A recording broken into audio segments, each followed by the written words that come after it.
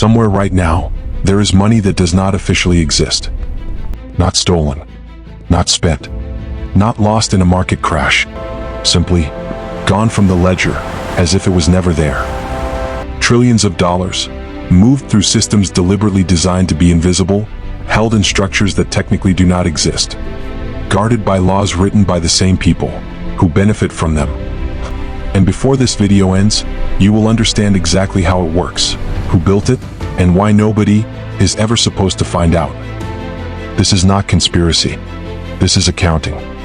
September 10th, 2001, the day before the world changed. The United States Secretary of Defense, Donald Rumsfeld, held a press conference at the Pentagon. He stood before reporters and announced something that should have shaken every institution in the country, something that should have dominated headlines for months. He said, the Pentagon could not account for $2.3 trillion. Not misplaced, not pending audit, unaccounted for. Transactions that existed in reality but could not be traced in any record the Pentagon could produce. The next morning, September 11th, happened, and the story of $2.3 trillion disappeared from public conversation for years. Now ask yourself a question that the press conference never answered. Where does $2.3 trillion go? When it leaves a ledger and enters the dark, that question leads somewhere. And the answer is more organized, more deliberate, and more systemic than any single act of theft could ever be. To understand where the money goes, you first have to understand what was built to receive it. The Cayman Islands, a British territory in the Caribbean, with a population of around 80,000 people, is the registered domicile of more than 100,000 companies. More companies than people, on a single island, smaller than most cities. These are not real companies. They are shells. Legal structures that exist on paper to hold assets, move money, and ensure that the beneficial owner, the actual human being who controls the wealth, never has to appear in any public record, anywhere on Earth.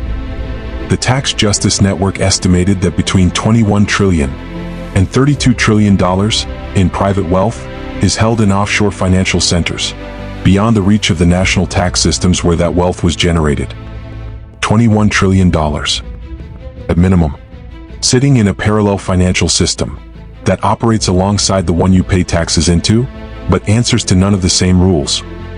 Not a black market, not criminal, legal, structured, maintained by some of the most prestigious law firms, accounting houses, and financial institutions on the planet. In April 2016, a source known only as John Doe contacted a German journalist and transferred 11.5 million documents. The files came from a single Panamanian law firm, Mossack Fonseca, one firm that had spent 40 years building shell companies for clients across 140 countries.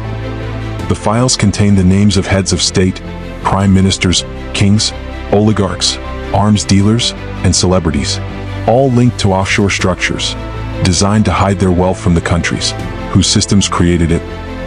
The Prime Minister of Iceland resigned within 2 days.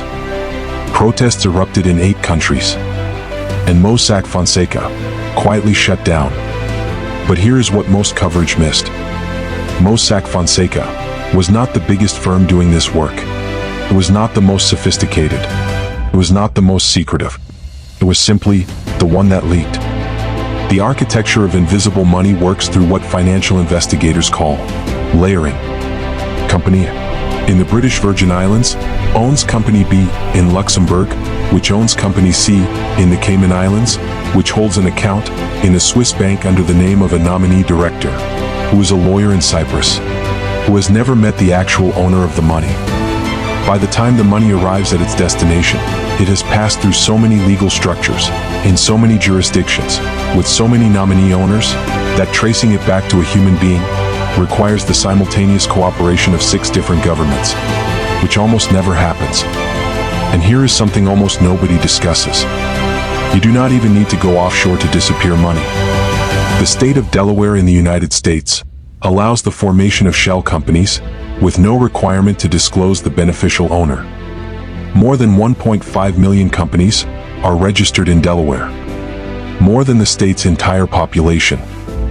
In 2009, the Malaysian government created a sovereign wealth fund called 1MDB. Its stated purpose: to invest in infrastructure and drive economic growth for the Malaysian people.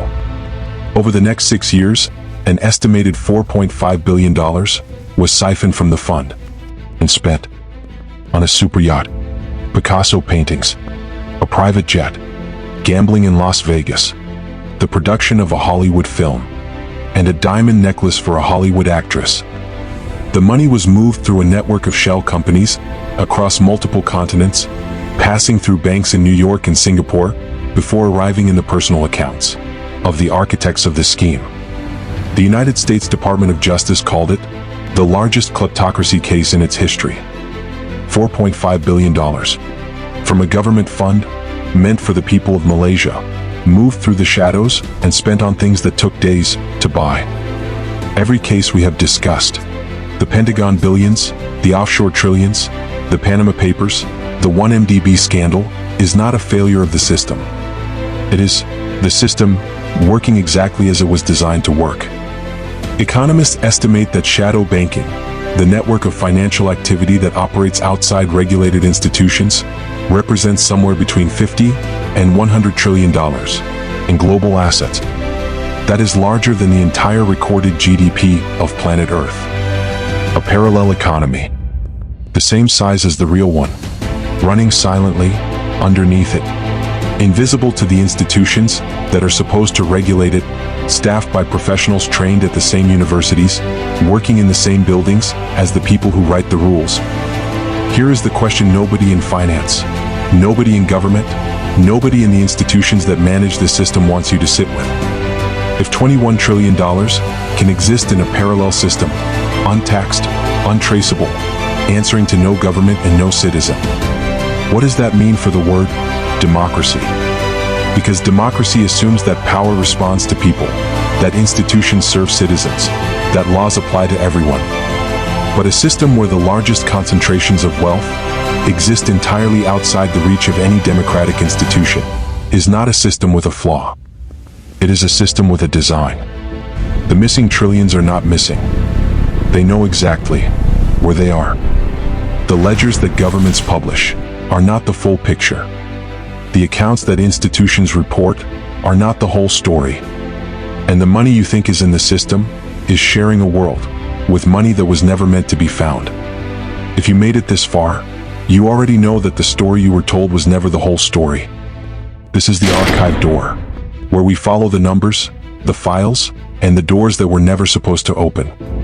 Subscribe, hit the bell, and come back next week, because the next file is already open.